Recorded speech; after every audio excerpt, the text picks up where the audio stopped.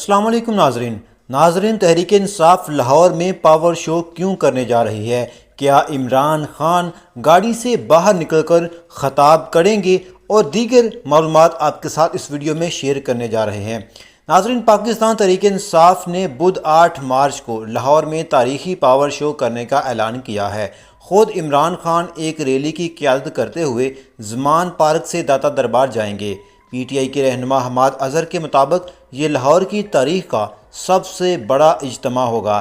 اس rally کی مہم ابھی تک صرف سوشل میڈیا پر کی جا رہی ہے، جس کو عدلیہ بچاؤ تحریک کا نام دیا گیا ہے۔ منگل کو زمان پارک کے ارد گرد حالات بظاہر معمول کے مطابق ہیں اور پی ٹی آئی کی سابقہ حکمت عملیوں کے برعکس شہر کی سڑکوں پر بڑے پیمانے پر بینرز اور اشتہارات دکھائی نہیں دے رہے۔